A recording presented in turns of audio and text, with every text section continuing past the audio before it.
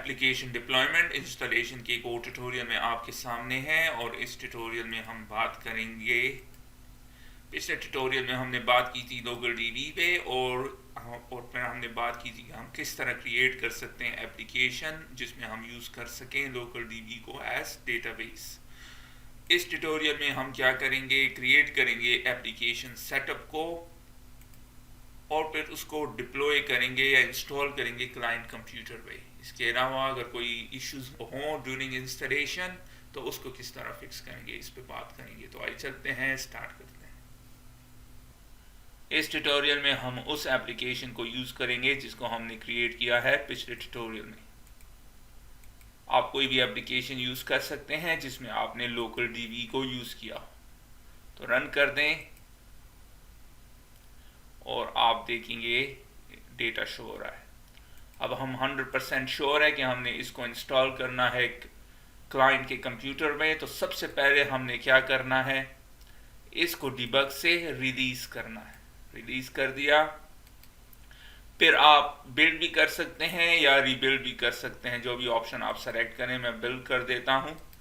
फिर मैं चलता हूं, राइट क्लिक किया मैंने, open folder in file explorer, bin release का फोल्डर आपको नजर आएगा और आप देखेंगे ये वाला जो है ये हमारी एप्लीकेशन की एक्जी है। जब हम बिल्ड करते हैं तो या रीबिल्ड करते हैं, एक्जी जनरेट होता है हमारे एप्लीकेशन का। मैं इस पर क्लिक कर दूं तो आप देख रहे हैं हमारा एप्लीकेशन रन हो रहा है और उसमें डेटा शो हो रहा है। इसके अलावा इसमें web.app.config फाइल भी है। राइट क्लिक, एडिट, और आप देख रहे हैं ये शो कर रहा है आपको आपका कनेक्शन स्ट्रिंग। और इसके अलावा ये एक्स्ट्रा फाइल्स हैं। ये पहली डिबग फाइल है, प्रोग्राम डिबग डेटाबेस। चूंकि हम रिलीज में डिबगिंग नहीं करते तो हमें इस फाइल की ज़रूरत नहीं। और ये तीन जो है विजुअल स्टूडियो होस्ट फाइल्स हैं, इनकी भी हमें ज़रूरत नहीं। और ये हमारा डेटाबेस है। तो हमें किन चीज़ों की ज़रूरत है, इस फोल्डर की और उसमें डेटाबेस की, इस वाले को एक्जी फाइल को और इस app.config फाइल को। बाकी तीन की हमें ज़रूरत नहीं, तो डिलीट कर दें। और आप देखेंगे ये एक फाइल डिलीट नहीं होगी। तो अब हम क्या करेंगे, थोड़ी सी चेंजेस करेंगे अपने इस एप्लीकेशन में ताकि ये फाइल्स जनरेट भी ना हो। अगर मैं दोबारा रीबिल्ड कर दूं तो आप देखेंगे वो फाइल्स दोबारा जनरेट हो जाएंगी, आपके सामने है। तो अब मैंने क्या करना है, दोबारा चलता हूँ, यहाँ पे सेलेक्ट कीजिए अपना प्रोजेक्ट। प्रोजेक्ट में चलते हैं और फिर प्रॉपर्टीज और बिल्ड। बिल्ड ऑप्शन में मेक श्योर कीजिए कि कॉन्फ़िगरेशन क्या हो, रिलीज। तो रिलीज है। एडवांस में चलते हैं और डिबग इन्फो। तो प्रोग्राम डिबग का ऑप्शन को नन कर दे। कर दिया आपने एक चीज़ मेक श्योर करनी है कि डिबग के लिए इसे फुल होना चाहिए और रिलीज के लिए इसे नन होना चाहिए। हो गया, सेव कर लें। फिर डिबग में चलते हैं। रिलीज के लिए होस्ट फाइल जो कि ये फाइल्स हैं, इनके लिए इस ऑप्शन को अगर आप, चूँकि हम नहीं चाहते कि वो जनरेट हो, तो हम रिलीज के लिए कॉन्फ़िगरेशन रिलीज के लिए इसको अनचेक कर देंगे और मेक श्योर करना है डिबग के लिए चेक हो। सेव कर लें। पहले मैं इनको डिलीट करता हूँ। अब ये सारी फाइलें डिलीट होंगी, आराम से डिलीट हो गई। अब जब मैं बिल्ड करूँगा तो ये अब जनरेट नहीं होगी। बिल्ड हो गया और आप देख रहे हैं जनरेट नहीं हो रही। तो अब हमारा ये एप्लीकेशन रेडी है और हम इसके लिए सेटअप को इंस्टॉल करेंगे। लेकिन मैं क्या करूँगा, मैं इसको कॉपी कर लेता हूँ यहाँ से और इसे पेस्ट कर देता हूँ डेस्कटॉप में ताकि हमारे लिए आसान हो गया। इसके अलावा मैं एक और फोल्डर क्रिएट करता हूँ और उसे नाम देता हूँ एप्लीकेशन। इस फोल्डर का ये मकसद है कि हम जो भी एप्लीकेशन की सेटअप को क्रिएट करेंगे वो यहाँ पे उसको हम सेव करेंगे ताकि हम आसानी के साथ उसको यहाँ से ले सकें। तो किस तरह करेंगे, सबसे पहले हम इनो सेटअप को ओपन करेंगे। ओपन हो गया। फिर न्यू, और फिर आपके सामने विजिट स्टार्ट हो गई। अब सबसे पहले ये एप्लीकेशन का नाम मांग रहा है, जो भी आपकी एप्लीकेशन का नाम हो यहाँ पे दे दे। ये हमारी एप्लीकेशन का नाम है। इसके बाद जो भी एप्लीकेशन का वर्जन हो वो यहाँ पे दे दे। फिर कंपनी का नाम दे, इस केस में है प्रोग्राम इन उर्दू। फिर कंपनी की अगर वेबसाइट है तो वो भी दे दे, अगर नहीं है तो इसको डिलीट कर दे, अगर है तो फिर क्या करना है, आपने वेबसाइट का एड्रेस आपने देना है programinurdu.com। अब नेक्स्ट, अब ये आपसे कह रहा है कि डेस्टिनेशन फोल्डर कहाँ पे होगा। मैं चाहता हूँ प्रोग्राम फोल्डर में हो। प्रोग्राम फोल्डर से हमारा क्या मकसद है, सी ड्राइव में ये प्रोग्राम्स फोल्डर है, तो ये इंस्टॉल होगा यहाँ पे या इसमें, डिपेंडिंग कि कौन सा वर्जन आपके ऑपरेटिंग सिस्टम का है। अगर ये 64 बिट ऑपरेटिंग सिस्टम है, इसलिए 2 नज़र आ रहे हैं, 32 बिट में सिर्फ 1 नज़र आएगा। तो हम चाहते हैं कि प्रोग्राम फोल्डर में ये इसको क्रिएट करे, फिर उस जहाँ पे ये प्रोग्राम फोल्डर में क्रिएट करेगा उस फोल्डर का क्या नाम होगा, तो मैंने उसको नाम दिया जो भी एप्लीकेशन का नाम है वही दे दे। ठीक, आप इसको चेंज भी कर सकते हैं, यहाँ पे कंपनी का नाम भी लिख सकते हैं, लेकिन ये बेहतर है। और इसके अलावा ये ऑप्शन उसके लिए है, अगर सेटअप के दौरान आप यूज़र को अलाउ करना चाहे कि प्रोग्राम के अलावा कहीं और, प्रोग्राम फाइल्स फोल्डर के अलावा कहीं और उसको इंस्टॉल करना चाहे तो कर सकते हैं। नेक्स्ट, अब ये आपसे एग्जीक्यूटेबल फाइल मांग रहा है, तो ब्राउज कर देते हैं और एक्जी फाइल को लेते हैं, डेस्कटॉप रिलीज, और ये हमारी एप्लीकेशन की एक्जी फाइल है। सेलेक्ट कर दें तो ये आपके सामने यहाँ पे आ जाए। और ये ऑप्शन किस लिए है कि जब सेटअप ख़त्म हो जाए, जब यूज़र इंस्टॉल कर लें, तो ये यूज़र को ऑप्शन देगा कि जब आप फिनिश पे क्लिक करेंगे तो क्या मैं एप्लीकेशन को स्टार्ट करूं। हम ये ऑप्शन उसको देना चाहते हैं यूज़र को कि अगर वो यूज़ करना चाहे। इसको रहने देता हूँ, चेक रहने देता हूँ। फिर दूसरी जो फाइल्स हैं उसको ऐड करते हैं। तो एक्सी फाइल है, तो उस कॉन्फ़िगरेशन फाइल है, तो मैं उसको सेलेक्ट कर देता हूँ। सेलेक्ट हो गई। इसके अलावा डेटाबेस फोल्डर है, तो डेस्कटॉप में रिलीज में डीबी फोल्डर को हम सेलेक्ट कर लेते हैं। जब ये ऑप्शन हो तो उसको यस कर दें, तो हो गया। अब नेक्स्ट, अब मैं चाहता हूं कि इसको अनचेक करूं और ये ऑप्शन सेलेक्ट करूं। तो इसका क्या मकसद है कि विंडोज 7 या उससे अर्ली वर्जन में जो स्टार्ट मेन्यू है, इवन विंडोज 10 में आप देख रहे हैं, फॉर एग्जांपल ये है, इसी तरह का एक फोल्डर क्रिएट करे और उसको ये नाम दे। यहाँ पे 7zip है, तो उसकी जगह हमारे एप्लीकेशन का नाम होगा। जब हम इंस्टॉल करेंगे,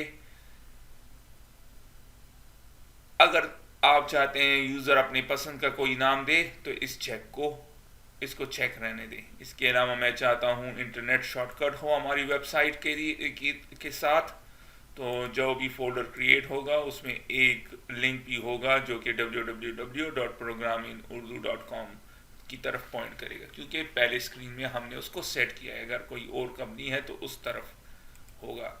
इसके अलावा हम चाहते हैं कि यहाँ पे अनइंस्टॉल का ऑप्शन भी हो, जब हम उस पर क्लिक करें तो प्रोग्राम अनइंस्टॉल हो गया।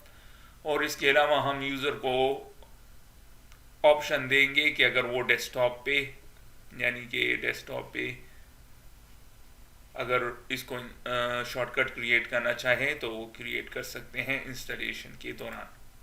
इसके अलावा अगर आपकी कोई लाइसेंस फाइल है, टेक्स्ट फाइल, तो उसको भी सेलेक्ट कर लें।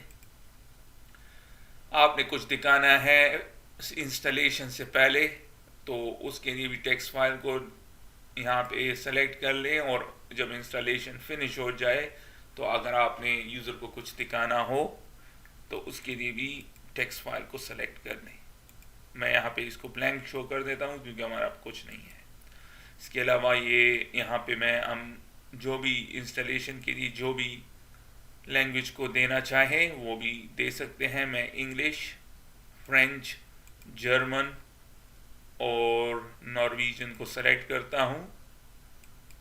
नेक्स्ट कर दें। अब ये आपसे मांग रहा है कि किधर मैं, जब ये सेटअप ये विजिट फिनिश हो जाए तो किधर मैं आउटपुट को डालूं। तो एप्लीकेशन फोल्डर हमने क्रिएट की थी डेस्कटॉप पे, उसको सेलेक्ट कर लें और क्या नाम दूं सेटअप फाइल को। तो मैं इसको ये सेटअप फाइल ही रहने देता हूँ।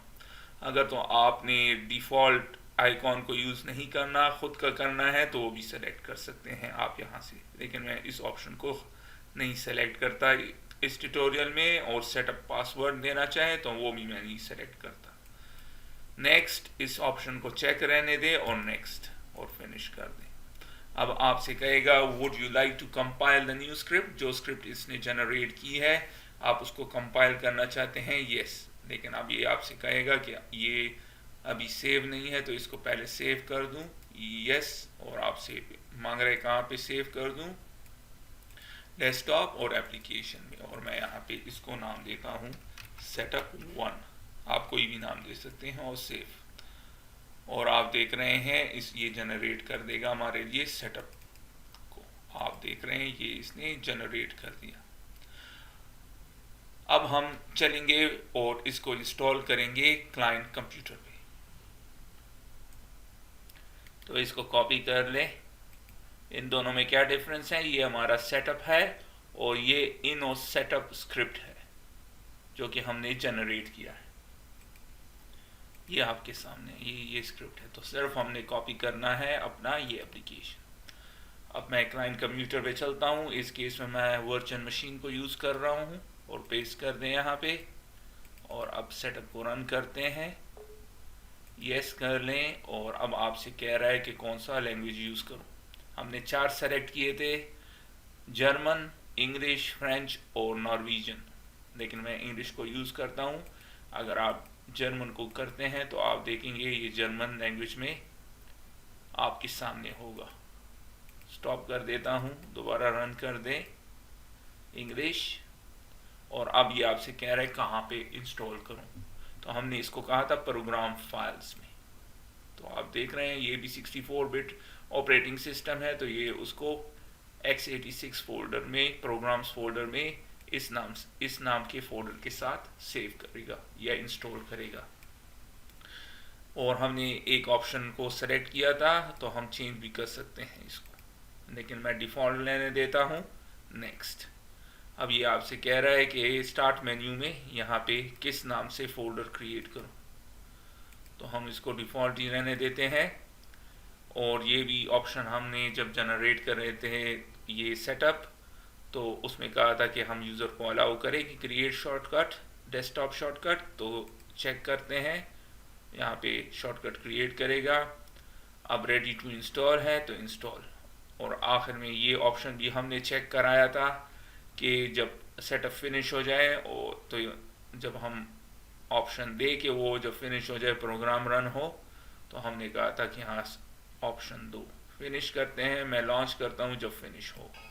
और आप देख रहे हैं प्रोग्राम लॉन्च होने के बजाय आपको एरर दे रहा है। क्या कह रहा है, to run this application you must first install one of the following versions of .NET framework. तो क्लिक कर दें ओके। सही है, अब ये रन नहीं होगा क्योंकि हमने .NET फ्रेमवर्क को इंस्टॉल कराना है। क्यों? सबसे पहले हम देखेंगे कि इस क्लाइंट पे कौन सा .NET फ्रेमवर्क इंस्टॉल है। तो रन करते हैं और फिर उसमें सर्च करते हैं regedit और यस कर लें। और आपके सामने है, हमने कहाँ जाना है, H की लोकल मशीन में, फिर सॉफ्टवेयर और फिर माइक्रोसॉफ्ट, और उसके बाद आखिर में यहाँ पे .NET फ्रेमवर्क सेटअप NDP में। और आप देख रहे हैं लेटेस्ट वर्जन क्या है, 3.5। और हमारे एप्लीकेशन का क्या है, यहाँ पे क्लिक कर लें और प्रोजेक्ट को सेलेक्ट कीजिए, प्रोजेक्ट्स, प्रॉपर्टीज। और अब हमें पता चलेगा कि हमारे इस एप्लीकेशन का कौन सा .NET फ्रेमवर्क यूज़ कर रहा है। और आप देख रहे हैं ये यूज़ कर रहा है .NET फ्रेमवर्क 4.5.2। तो अब हमें, चूँकि आपने देखा कि यहाँ पे लेटेस्ट जो है 3.5 5.3 है, तो हमें इंस्टॉल कराना है ये वाला। तो ऑनलाइन चलते हैं और आपने क्या करना है, .NET फ्रेमवर्क 4.5.2। अगर आपने 1 भी इंस्टॉल कर दिए, ये फिर आपसे को वही एरर शो करेगा। तो बेटर क्या है, जो भी आपके एप्लीकेशन का यूज़ कर रहे हैं .NET फ्रेमवर्क, वही डाउनलोड करें। तो आपने ये देना है, फिर डाउनलोड, और ये साथ में लिखना है ऑफलाइन वर्जन हमें चाहिए। तो आपको ऑप्शंस देगा, ये पहले वाला है, और क्लिक कर दें डाउनलोड। तो डाउनलोड हो जाएगा। ये 66 MB का फाइल है, और जब डाउनलोड हो जाए तो इसको शो इन फोल्डर और वहां से कॉपी कर लेते हैं। ये आपके सामने है, ये इसका नाम है, कॉपी कर लें और फिर इसको हम अपने क्लाइंट पे इंस्टॉल करते हैं। इसको क्लोज कर लें और यहाँ पे पेस्ट करते हैं, रन कर दें। यस, एक्सट्रैक्टिंग फाइल्स, थोड़ी देर में अब एक्सट्रैक्ट करेगा, आपके सामने है, और फिर इंस्टॉलेशन स्टार्ट होगी। तो आप देख रहे हैं आपके सामने ये होगा। अब आपसे कह रहा है .NET Framework 4.5.2 setup, please accept the license terms to continue। Select कीजिए, इसको चेक कीजिए, इंस्टॉल, और इंस्टॉलेशन स्टार्ट हो जाएगी। और ये इंस्टॉल हो गया, फिनिश कर दें। अब ट्राई करते हैं, इस एप्लीकेशन को रन करने की कोशिश करते हैं, और आप देख रहे हैं वो एरर चला गया। अब देखते हैं क्या एरर देता है या रन होता है कि नहीं। और अब आप देख रहे हैं ये हमें एरर दे रहा है कि नेटवर्क रिलेटेड और instance specific error occurred while establishing a connection to SQL server. चूंकि हम लोकल DB यूज कर रहे हैं जो कि SQL सर्वर ही है, तो ये एरर हमें दे रहा है। अब हमने क्या करना है, ये कह रहा है unable to locate a local database run time installation. तो हमने लोकल डेटाबेस को यूज कर रहे हैं, तो उसके लिए हमें रन टाइम के क्लाइंट पे भी को पता हो कि लोकल DB क्या है, रन टाइम हमने इंस्टॉल कराना है। तो चलते हैं, वो भी इंस्टॉल कर देते हैं। फॉर द टाइम बीइंग मैं इसे क्विट कर देता हूँ और चलते हैं ऑनलाइन और सर्च करते हैं लोकल DB डाउनलोड 2012, क्योंकि मैं 2012 वर्जन को यूज कर रहा था। क्लिक कर दें जो पहला ऑप्शन है, और यहाँ पे जब आप डाउनलोड पे क्लिक करेंगे तो आपको दो ऑप्शंस होंगी। ये 64 वर्जन के बिट वर्जन के लिए है, और ये 32। चूँकि मेरा ऑपरेटिंग सिस्टम 64 है, तो मैं इस ऑप्शन सेलेक्ट करूँगा और नेक्स्ट। तो फिर डाउनलोड शुरू हो जाएगा। आपके सामने है, एक्चुअली हमने गलत वर्जन को डाउनलोड किया, इसको स्टॉप कर देते हैं और हमें डाउनलोड करना है। देखिए आप, मैंने गलती से ये कर दिया, हमें ये करना है, नेक्स्ट। और अब डाउनलोड स्टार्ट हो जाएगी, जो कि सिर्फ 33 MB है। इसको मैं स्टॉप कर देता हूँ, हो गया। अब शो इन फोल्डर, और इसको यहाँ से कॉपी कर लेते हैं और चलते हैं अपने क्लाइंट में, और यहाँ पे मैं पेस्ट कर देता हूँ। आपके सामने है, रन कर दें इसको और रन हो जाएगा। एक्सेप्ट कीजिए टर्म्स को और इंस्टॉलेशन, और नेक्स्ट। अब ये थोड़ी देर में इंस्टॉल हो जाएगा। आपसे ये ऑप्शन कह रहा है यस, और थोड़ी देर में इंस्टॉल हो गया। अब रन करते हैं इसको और देखते हैं रन होता है या नहीं। और आप देख रहे हैं अब ये आपको ये मैसेज शो कर रहा है, an attempt to attach an auto name database इस लोकेशन पे फेल हो गई है। क्यों? क्विट कर दें, जहाँ पे हमारा एप्लीकेशन इंस्टॉल है, computer, C drive, program file 86 और JD एम्प्लॉयमेंट प्रो। अब आप देख रहे हैं अगरचे हमारा डेटाबेस यहाँ पे मौजूद है, लेकिन वो फोल्डर मौजूद नहीं है जो हमने जब हम एप्लीकेशन को क्रिएट कर रहे थे हमने क्रिएट की थी। आपके सामने है ये वाली फोल्डर, ये डायरेक्टली इसने यहाँ पे इंस्टॉल कर दिया है। तो थोड़ा सा हमारे सेटअप में भी मसला था, उसको भी इम्प्रूव करते हैं। तो सबसे पहले मैं इसको अनइंस्टॉल करता हूँ, प्रोग्राम, ऑल प्रोग्राम्स, और आप देख रहे हैं ये इसने लिंक दिए है प्रोग्राम इन उर्दू वेबसाइट की तरफ, और अनइंस्टॉल, जैसे कि हमने ऑप्शंस को सेलेक्ट किया था। तो इसको अनइंस्टॉल कर दें, यस यस, अनइंस्टॉल हो गई। अब थोड़ा सा अपने इनो सेटअप में जो गलती है, अगरचे हमने इसको दिया था कि ये फोल्डर क्रिएट करो, लेकिन इसने क्रिएट नहीं किया। आप देख रहे हैं ये डायरेक्टली उसी जगह डाल रहा है जहाँ पर हमारा एप्लीकेशन है। तो हम क्या करेंगे, इसके आगे आप एग्जैक्टली उसी तरह जिस तरह आपके एप्लीकेशन में है DB, तो /DB आपने लगाना है। इसी तरह अगर कोई और फोल्डर है उसके साथ उस नाम के साथ करना। अब करेक्ट हो गया है, दोबारा इसको कंपाइल करते हैं।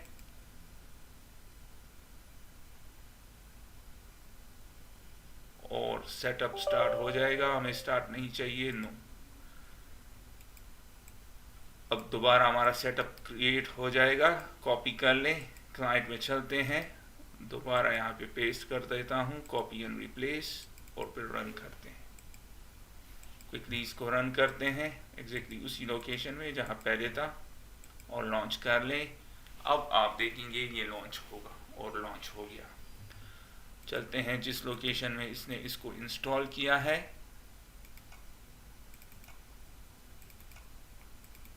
और आप देख रहे हैं अब DB का वो फोल्डर यहाँ पे मौजूद है। तो इस ट्यूटोरियल में हमने बात की कि हम किस तरह क्रिएट कर सकते हैं सेटअप्स अपने एप्लीकेशन के लिए, और फिर हमने उसको इंस्टॉल किया क्लाइंट कंप्यूटर पे, फिर हमने जो मसाइल या जो इश्यूज पेश आए हमने उसको फिक्स किया। अब नेक्स्ट ट्यूटोरियल में मैं इस प्रोसेस को ऑटोमेट करूंगा। जब सेटअप रन होगा तो वो पहले इंस्टॉल करेगा .NET फ्रेमवर्क को जो भी हमारा है, उसके बाद लोकल DB को भी इंस्टॉल करेगा, और सिर्फ सेटअप के दौरान ही, और फिर अगर कोई और इशू होगी वो भी सेटअप ऑटोमेटिकली फिक्स करेगा। तो हमने यहाँ पे मैन्युअली किया है, लेकिन फिर सेटअप में वो सेटअप उसको करेगा। तब तक के लिए खुदा हाफिज़।